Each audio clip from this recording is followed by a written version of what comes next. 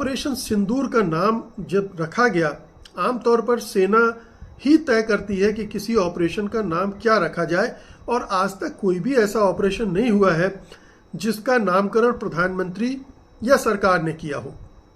और उसमें ये छौंक डाला गया हो बहुसंख्यकवाद का या हिंदूवाद का, ये छौंक डाला गया हो, क्योंकि सिंदूर तो केवल हिंदू औरतें लगाती हैं, और तो कोई किसी धर्म की औरतें लगाती नहीं हैं।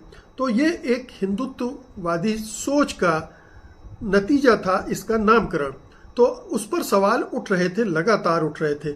अब उसको जब ये विस्तार दिया जाने लगा कि हम सिंदूर बांटने जाएंगे, तो वो और परतें खुलने लगी कि इनकी मंशा क्या थी ऑपरेशन सिंदूर नाम रखने के पीछे, और अब उस सिंदूर के नाम को किस तरह से भुना रहे हैं। एक महिला वोट बैंक को दिमाग में रखकर प्रधानमंत्री ने ये सिंदूर का नाम रखा था। और कोई हैरत नहीं होगी, बल्कि हैरत होनी ही नहीं चाहिए कि उन्होंने जो सेना की 2 अफसर को ब्रीफिंग के लिए चुना, वो भी इसीलिए चुना होगा, कर्नल सोफिया को और विंग कमांडर व्योमिका सिंह को।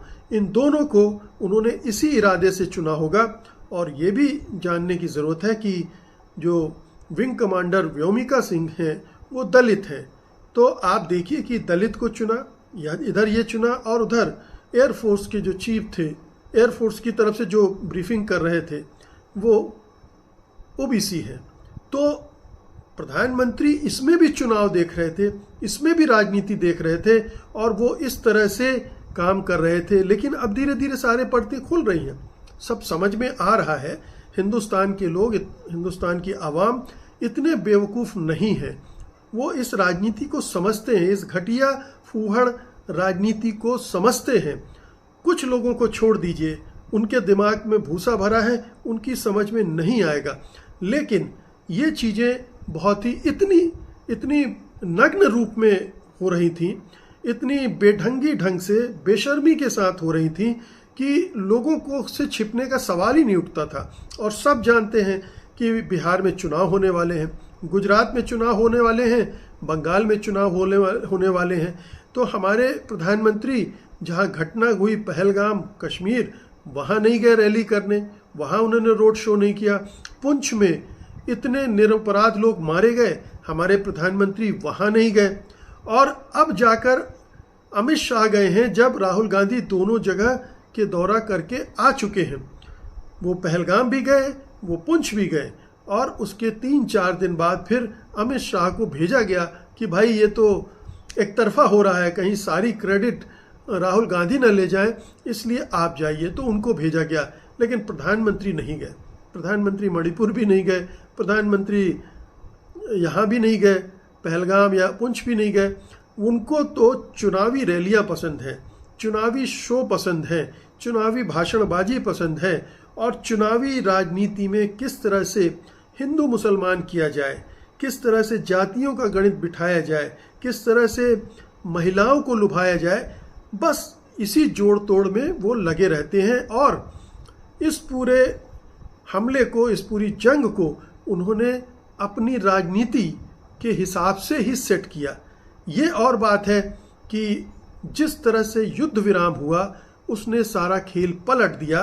और फिर आप देख ही रहे हैं कि प्रधानमंत्री के भाषणों में कितनी खीज है, कितना गुस्सा है, कितनी बेबसी है, और वो बार बार उग्रता ओढ़ रहे हैं दिखाने के लिए कि ऑपरेशन सिंदूर थमा नहीं है, वो जारी है। न्यू नॉर्मल ये है कि लगातार जंग चलेगी, और ये लोगों के ख्याल में बना रहे कि अभी और लड़ाई होने वाली है।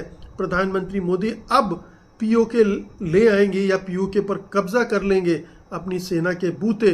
और जिस तरह से ट्रंप ने दखल देकर फजीहत की इस सरकार की, प्रधानमंत्री की, विदेश मंत्री की, पूरी कूटनीति की, उन्होंने धज्जियाँ उड़ा दी।